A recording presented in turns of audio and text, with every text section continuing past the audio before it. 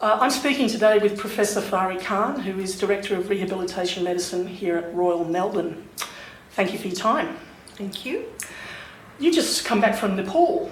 Can you tell me a bit about the team you took over there and what you were up to over there? Yes, we had the Nepal earthquake on the 25th of April this year, as you know. Yep. And it was pretty nasty. Yeah. And as the lead task force for the World Health Organization International Disaster Committee, I'm a team lead for that, for the International Society of Physical Medicine and Rehabilitation. So I was contacted and asked if I'd like to lead a team, a medical team, which would be registered as a foreign medical team, as the only rehabilitation medical team to lead a 7-member delegation. Which included my colleagues here from the Royal Melbourne Hospital, and we were there for about 8 days. What did you find and what were you able to do? Well, the whole experience was rather horrific. When we arrived in Nepal, it was on the 8th of May, so the first earthquake had already happened. It was 7.8 Richter scale, so it was a mammoth event. 72 kilometers was the epicenter from main Kathmandu Valley. It devastated just about 200 villages. There's about 76,000 people that were injured from the first earthquake, and over 8,000 people died. So we were of the mindset that when we went there, we would be working at the spinal injury center. There's only one spinal injury center outside Kathmandu, about 15 kilometers out. It's called CIRC. So originally my job was to just look after the people with severe spinal cord injury, and the center which we were meant to work at, or we did work at, had only capacity for 25 patients. Wow. But by the time we were there, they had 87.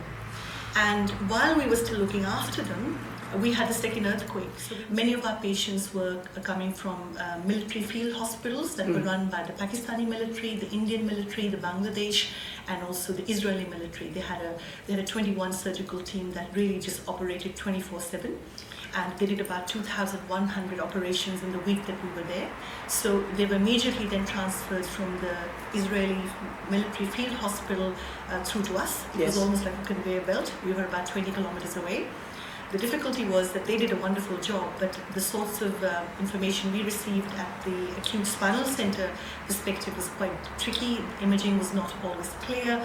We had, of those 87 people, for instance, we had about 42 with severe spinal cord injury, the American spinal classification, ASIA classification type A and B, which is very severe, complete paralysis below the level of injury, and most of them were thankfully lower. So we had most thoracic and lumbar injuries, but we had to manage complications of spinal shock in these patients. Most of them were day 2 after surgery, and things like autonomic dysreflexia, paralytic ileus, things like severe pain, particularly surgical, post-surgical pain, neuropathic pain, and all of those issues. And of course, the big issue was bladder, bowel, and skin care. And there is no rehabilitation physician in Nepal, just for your information. None at all. There is only one year 4 Nepalese trainee who's currently training in Bangladesh. So he was seconded back by the government to kind of run that service. And you can imagine that he'd never seen any spinal patients. And there he was, Lone Ranger, managing up to 80 patients a day. So when we first arrived, he was delighted. We took with us almost $25,000 worth of bandages and catheters, which we hand carried in our luggage. And, we didn't have access to blood tests, so you don't have things like glucometers to check blood sugar levels, for instance, or a dipstick with urine infections, or if a patient is febrile, we really had no access to blood tests. One of the saddest things was that I saw patients who I knew had concurrent severe brain injury as well, and that was really hard, where you could see the pupils weren't equal and reacting to light, and they had other neurological deficits other than the spinal injury involving the upper limbs and so forth. And, we had no access to imaging. We could not get a neurosurgical opinion. And, the outcomes for those patients are particularly adverse. So this building where we were placed, the Spinal Injury Center, is about 15 kilometers outside of the Nepal Kathmandu Valley. So it was deliberately made on top of a hill with beautiful views and lots of nice designed space for spinal patients with wheelchairs and everything to be able to kind of utilize the facility right. And I was told that it's the only building in Nepal that was made specifically with the view of earthquake proofness, as they call it, and that it could withstand an earthquake of the magnitude of 8 or 9 Richters. So, well, this was all nice to know, but on the 13th of May, while we were still deployed at the facility, at the site, we had the second earthquake, which was 7.3 Richter scale. And I was doing my ward round with one of my colleagues, and it was just a massive jolt. It's like nothing I've ever experienced. And I've been in earthquake zones before, but it was massive because it went one way and then again the reverse bit was quite nasty, and we had cracking walls, and it was absolute mayhem. So you can imagine that working at that day, we had about 89 or 87 spinal patients at the very least. And we had just finished our ward rounds. It took us all morning to, at 12:30, we were seeing the last few. And what happened was anybody who could crawl or use their upper limbs on the floor, they were just crawling out, screaming. Any relatives who could lift up their loved ones and run out were running out. Yeah. Anybody who could remotely get a chair and have other people lift them out, they were just running out, screaming outside. Wow. And what really happened was that, well, there was the alarm that went on, which meant immediately evacuate building. And the section I was looking after had 30 ASIA-A, complete spinal cord injuries, and they were mostly thoracic, and I had 5 cervical level spinal cord injury patients in complete spinal shock. So what we did was we didn't run away. We tried to calm the patients, and this was very frightening. Yeah. We tried to calm everybody down. My 2 colleagues, the 2 nurses, basically picked up at least 26 patients and went back repeatedly into the crumbling, cracking building and evacuated them onto the ground. Wow. And we were just lucky because it was the middle of the day and it was lunchtime, so most patients were up and about. Yeah. And we were able to evacuate them all outside. But these patients were then left outside with complete spinal cord injuries day 1 and day 2 post-surgery. With really some of them were unstable because they had no means of providing braces or splints or spinal hyperextension braces in particular to immobilize the spine. Yep. And they were nursed on the floor for 2 nights because the government of Nepal were unfortunately not able to send someone to have a look at the building to say yes, it was safe to use parts of it and move back those patients. And it's monsoon time in Nepal. So both nights, we didn't even have tents the first night. We had tarpaulins, which we had to dig with our own hands. And, the patients were nursed under tarpaulins with rain. And you can imagine that, unfortunately, during the day we moved them out, and 2 days later, before we were able to move them in eventually, after we got part clearance from the ministry, 18 of my 25 patients that I was looking after specifically developed pressure sores. So, that was particularly hard. Yeah. And just on that note, we had to debride grade 4 pressure sores with incomplete spinal cord injuries without anesthesia. Oh. There were reports of amputations out in the field hospitals done on the ground without anesthesia. We had no sterilized equipment. Hand washing, hand hygiene was just out of the window, things you and I take for granted in Australian hospitals. I think it was terrifying. I mean, I've been to disaster situations before with war and earthquakes and hurricanes and so forth. But I think you never get used to it really. Yeah. And the thing that stays with me is the shock and horror, on those people's faces really. Yeah. Because that's very hard to absorb and to just carry on. It's very hard to just, you're in the middle of a real busy disaster situation and you don't have time to think.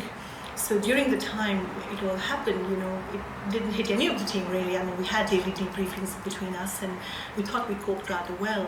Yeah. But it was only after we arrived back in Melbourne that, it really hit us because it's a miracle we got out alive. Yeah. In all the screaming and the mayhem and the misery, and, patients had this absolute desolate look. They knew they were just going to die. And, it was pretty heart-wrenching. Has the team needed to have its own debriefing and counselling since you came back? Yes, we had. I was team leader, so for what was possible from my limited counselling expertise, I did do daily debriefing with my 7-member team, and they were brilliant. Yeah. And they were quite open about how they felt. We all thought we held it all together. Yeah. But when we came back, we were heavily supported by the Royal Melbourne Hospital. Right. Our CEO and our executive team are incredibly supportive. What are the prospects for those patients that you were dealing with long term? I mean, are there rehabilitation services there that can help them? No, and this was a huge issue. So I worked with the rehabilitation subcluster of the WHO Foreign Medical Team Group, and we were able to highlight the fact that not only were there insufficient inpatient services, and not just for the spinal patients, for which I was responsible for, but there were also patients with amputations. There's about 1,800 different types of injuries that were partial and total limb amputations. And there weren't any rehabilitation physicians available to help with prosthetic prescription and so forth. And what we proposed was to the Handicap International, which is one of the international agencies responsible for community-based rehabilitation and follow-up. So we were working with them. Will you be going back, do you think? Yes, we've done a lot of work with the Nepalese centre we were at. We have decided to sponsor the only Nepalese resident who's in his 4th year of training in Bangladesh to come and work at the Royal Melbourne Hospital in our department to upskill him and to basically provide him with the expertise and the help he needs. But more importantly, he's a polio survivor himself, and we were able to look at his orthosis that he was using. And it was quite hard for him to ambulate and to walk. So my colleagues and I have found him an electric scooter, which we just bought for him yesterday, which we're going to mail to him. And when he comes to Australia, he'll be housed with us, and we will bear all costs of his travel and accommodation and everything. And we think that investment in him is a real big investment for Nepalese rehab community. The other thing we're doing at the moment is helping the Nepalese rehab community link in with many of my colleagues and myself after hours on Skype. So, for example, there are my Canadian colleagues and American colleagues and us. So we, Skype after 9 p.m. our time, and we're able to take all the queries from them on Skype. It's not ideal, but at least they can run those cases past many of us and basically get some idea as to where to go. What really sticks in my mind is that all the international acute focus and the Nepalese focus was very much on acute care. What people don't understand is that acute care is acute rehabilitation as well. Having spinal patients day 1 and 2 after surgery with hardly any imaging or hardly any results or hardly any medical documentation was a real challenge. Well done. Thank you. But the best thing is that the Nepal government gave us a certificate of appreciation because they felt that our team had really done their bit, especially with evacuating episode. That was very traumatic. So, we're very delighted, very proud. I mean, was it so traumatic that you wouldn't recommend it to anybody? No, I would recommend it, but I think it's not for everybody. Sure. I think that it depends on your skill base and the expertise you're offering in a particular disaster setting. I think for the general medical person in Australia, it's not for everyone. And if you have something special to offer, then of course you're really welcome to do so. But I think you have to do it in an organized manner. You just can't rock up like most people did. Even in Nepal this time, they just rock up and they just think they can help. And it's really nice to have that sentiment, but it's not constructive. So you've got to be registered, you've got to be legitimate, you've got to be accountable for what you do. Did you want to stay? Yes, I did. But I also wanted to leave and come back home. And refresh. It's so wonderful living in this country. It's safe and it's so wonderful, compared to elsewhere in the world. Thank you. Thank you. I hope